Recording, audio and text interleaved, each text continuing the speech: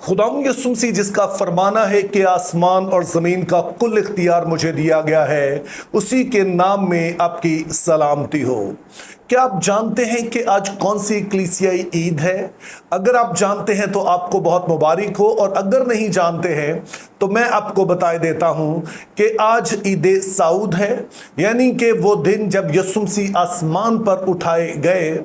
और अगर आप इस बात से वाकिफ नहीं थे कि आज ये ईद है, तो इससे आप अंदाज़ा लगा सकते हैं कि कलीसिया अमूमी तौर पर इस बात के बारे में नहीं जानती है और इस बात की कोई ज़्यादा परवाह भी नहीं करती है कि ये कौन सी ईद है या इस दिन की अहमियत क्या है। लेकिन आप ज़रा इस बात पर गौर कीजिए कि आप जब रसूलों का अकीदा पढ़ते हैं तो ये सिर्फ अकीदा नहीं है, बल्कि ये हमारे ईमान का निचोड़ है। अगर आम जुबान में हम कहें तो ये हमारा कलमा है, यानी कि जो बातें इस अकीदे में बयान की गई हैं, अगर हम उन पर ईमान नहीं रखते हैं तो हम मसीही नहीं हो सकते हैं, क्योंकि रसूलों का अकीदा मजमुआ है हमारे ईमान की बुनियादी अकाइयों का।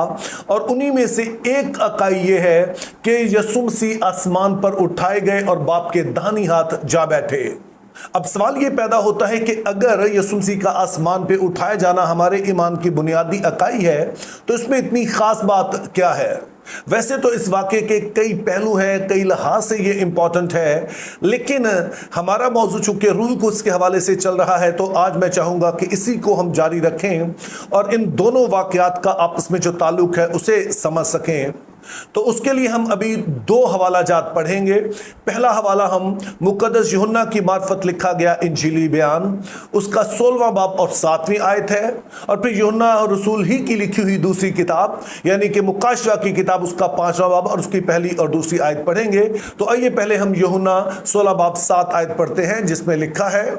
लेकिन मैं तुमसे सच कहता हूं कि मेरा जाना तुम्हारे लिए फ़ायदेमंद है, क्योंकि अगर मैं ना जाऊं तो वो मददगार तुम्हारे पास ना आएगा, लेकिन अगर जाऊंगा तो उसे तुम्हारे पास भेज दूंगा। तो अभी हम मुकाशवा 5 बाब और उसकी पहली 2 आयत पढ़ेंगे, जिसमें कुछ यूं लिखा है,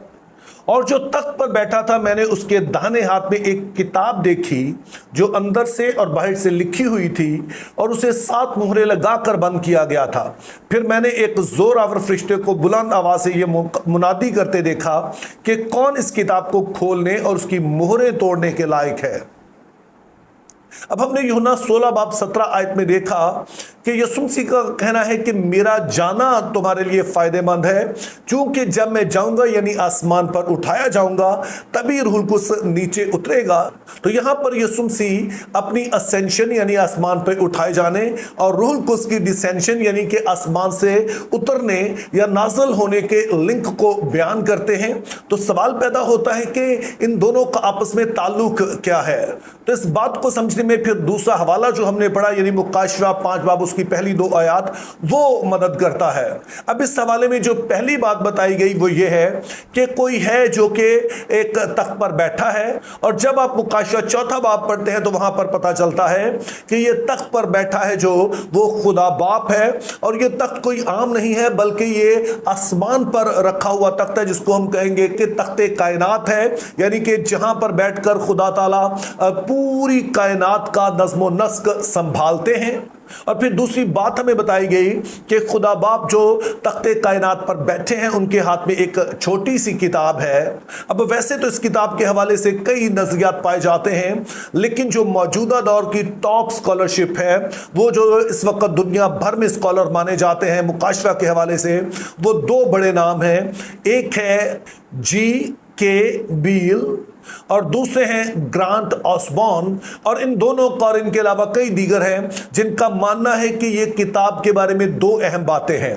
कि एक तरफ तो ये खुदा का नजात का मंसूबा है कि किस तरह से वो अपने नजात के मंसूबे को ज़मीन पर सर अंजाम देगा,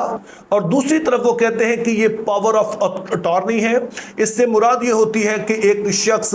जिसके पास अपनी ज़मीन है या अपना कोई कारोबार है, लेकिन वो इसका नज़्म नस्क किसी और को दे देता है जिस शख्स पर उसे एतबार होता है। तो यहां पर हमें बताया गया कि खुदा बाप है जो कि तख्ते सल्तनत पर बैठा رہا ہے, یہ پوری زمین اس کی ہے, وہ اس زمین کو نجات دینا چاہتا ہے اور اس کام کو وہ سپرد کرنا چاہتا ہے کسی ایسے شخص کے جو اس قابل ہو, جس کے بارے میں لکھا گیا کہ جو غالب آئے. اور وہ ایسا اس لیے کرنا چاہتے ہیں چونکہ شروع سے ہی خدا نے ایک سسٹم بنایا ہے کہ اس دنیا کا نظام وہ براہ راست نہیں چلاتے ہیں بلکہ انسانوں کے وسیلے چلاتے ہیں, انسانی وسیلے کو استعمال کرتے ہیں. مثال کے طور پر جب خدا نے اس دنیا کو بنایا تو خدا نے زمین کا نظم و نسق آدم کے سپرد کیا, اور دراصل پیدائش پہلا باب 26 آیت میں لکھا ہے کہ آدم کو خدا نے اپنی صورت پر جب بنایا تو اس کا مطلب یہ تھا کہ اس کے بیٹے کی طرح ہے جو کہ زمین پر اس کی جگہ پر, خدا باپ کی جگہ پر اختیار رکھے گا. لیکن ہم دیکھتے ہیں کہ اس کے بعد آدم نے جو کچھ کیا جس کے سبب سے وہ سارا اختیار بھی جاتا رہا, بلکہ زمین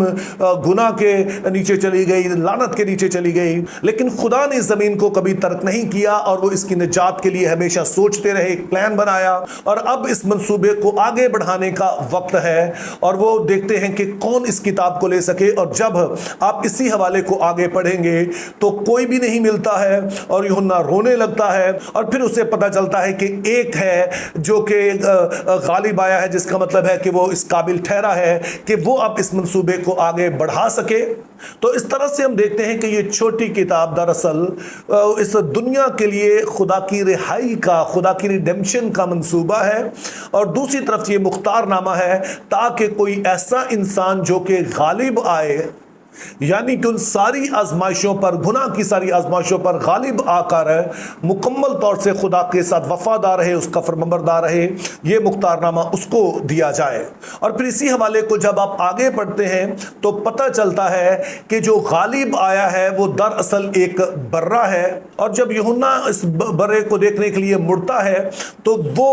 اسی تخت کو دیکھتا ہے جس پر خدا باپ بیٹھے ہیں, لیکن اب کی بار اسی تخت پر یہ برہ ہے جو ذبح کیا ہوا ہے لیکن کھڑا ہے. اب ہم جانتے ہیں کہ یہ برہ خداوند یسوع مسیح ہے جو جان دینے تک باپ کا فرمانبردار رہا ہے. تو اس طرح سے ہم دیکھتے ہیں کہ یسوع مسیح کے آسمان پر اٹھائے جانے کا مطلب یہ ہے کہ ایک طرف تو وہ باپ کے داہنی ہاتھ بیٹھیں گے, انہیں یہ پاور آف اٹارنی ملے گا کہ وہ اس زمین پر خدا کے جو منصوبے ہیں انہیں آگے بڑھائیں, لیکن دوسری طرف ان کو وہ سارے کا سارا اختیار بھی دیا جائے گا تاکہ اس اختیار کو استعمال کر کے وہ خدا کے منصوبے کو آگے بڑھا سکیں.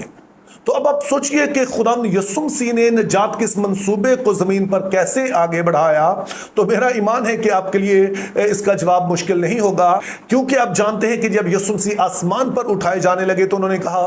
آسمان اور زمین کا کل اختیار مجھے دیا گیا ہے, پس تم سب قوموں میں جاؤ اور انہیں جا کر شاگرد بناؤ اور انہیں باپ اور بیٹے اور روح القدس کے نام سے بپتسمہ دو اور انہیں سب باتوں کی تعلیم دو جن کا میں نے تمہیں حکم دیا ہے. تو نجات کا وہ انتظام جو یسوع مسیح نے صلیب پر کیا, اس کو زمین کی انتہا تک پہنچانے کے لیے باپ نے یہ کام بھی یسوع مسیح کے سپرد کیا, اور یسوع مسیح نے آگے اپنی کلیسیا اپنے لوگوں کے سپرد کیا ہے تاکہ وہ اس کام کو جا کر انجام دے سکیں. لیکن جب یسوع مسیح نے انہیں یہ حکم دیا کہ وہ جا کر دنیا بھر میں انجیل کی منادی کریں, تو وہیں پر یسوع مسیح نے یہ بھی کہا کہ اس شہر میں اس وقت تک ٹھہرے رہو جب تک تمہیں عالم بالا سے قوت کا لباس نہ مل جائے. اور پھر اعمال پہلا باب اور اس کی 18 آیت میں یسوع مسیح نے کہا